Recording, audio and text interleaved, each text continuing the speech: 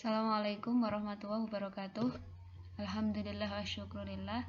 Senang sekali bisa berjumpa dengan kalian semua siswa-siswiku kelas 11 IPA.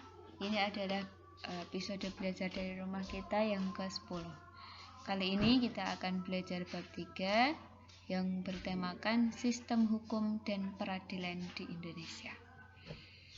Kalian bisa mempelajari buku PPKN halaman 53. Ada dua pokok bahasan utama yang akan kita pelajari. Satu, makna dan karakteristik hukum, dan yang kedua, penggolongan hukum. Teman-teman, hukum itu kalau diibaratin itu kayak pagar yang ada di kebun binatang. Mengapa demikian? Orang-orang berani senang berkunjung ke kebun binatang itu kenapa? Padahal di sana itu hidup berbagai jenis hewan, baik yang jinak maupun yang buas, ya kan? Salah satunya adalah karena ada pagar yang melindungi hewan tersebut, dan pagar itu juga yang melindungi para pengunjung. Pagar itu membatasi antara liarnya kehidupan binatang dalam sangkar di dalam kerangkeng itu dengan para pengunjung yang ada. Coba bayangin kalau nggak ada pagarnya.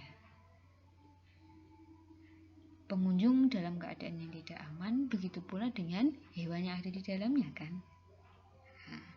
Dengan adanya pagar, jadi pengunjung yang datang bisa menikmati kehidupan binatang dengan aman dan nyaman. Itulah hukum.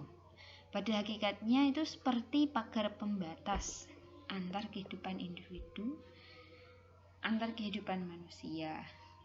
Untuk apa? Agar kehidupan manusia ini berjalan dengan aman dan damai untuk semuanya.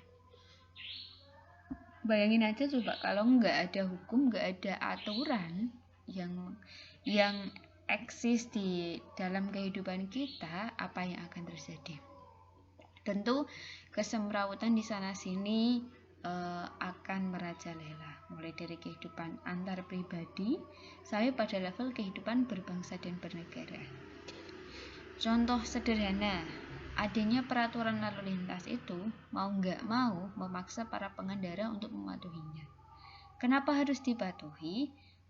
Tujuannya adalah supaya arus lalu lintas menjadi tertib, lancar, dan memberikan rasa aman serta menjamin keselamatan untuk para pengendara yang ada di jalan. Itulah hukum. Sekarang kita belajar makna hukum. Dari kata hukum setidaknya ada 3 arti. 1. Aturan, 2. Tata tertib, 3. Kaidah hidup atau patokan hidup. Menurut KBBI, hukum adalah peraturan atau adat yang secara resmi dianggap mengikat, yang dikukuhkan oleh penguasa atau pemerintah.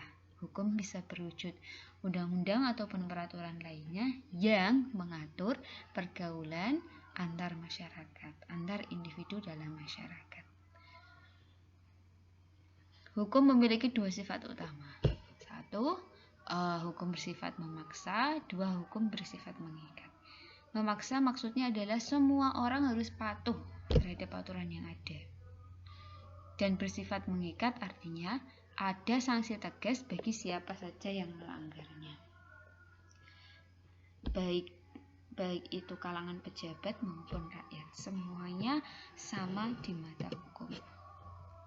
Sekarang kita belajar unsur hukum. Ada 4 unsur. 1. Hukum itu isinya peraturan. Di dalamnya berisi larangan dan perintah untuk masyarakat.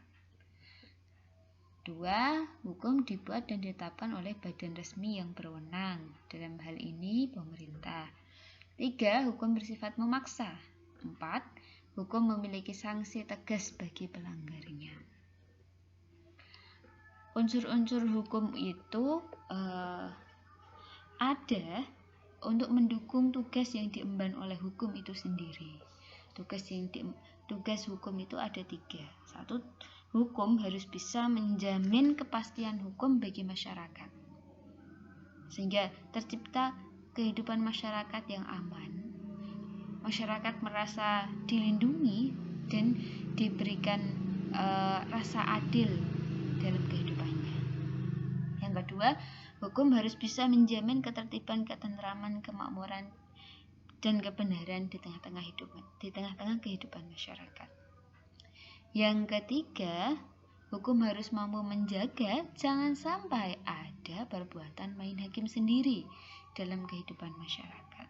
Karena pada dasarnya Indonesia adalah negara hukum sesuai dengan amanat pasal 1 ayat 3 UUD 1945. Ini jelas sekali. Hukum adalah panglima tertinggi di negara ini. Di Indonesia pelaksanaan hukum dijalankan oleh lembaga peradilan. Sesuai amanah UUD 45 pasal 24. Lembaga peradilan itu siapa aja? Kalau dalam trias politika, lembaga peradilan adalah lembaga yudikatif yang memiliki kewenangan kehakiman. Ada MA, di bawahnya ada pengadilan negeri, pengadilan agama, dan lain sebagainya. Itu akan kita pelajari di pertemuan berikutnya.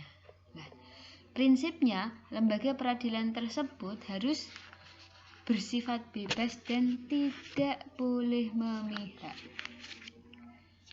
Artinya apa? Para lembaga keadilan itu harus berkomitmen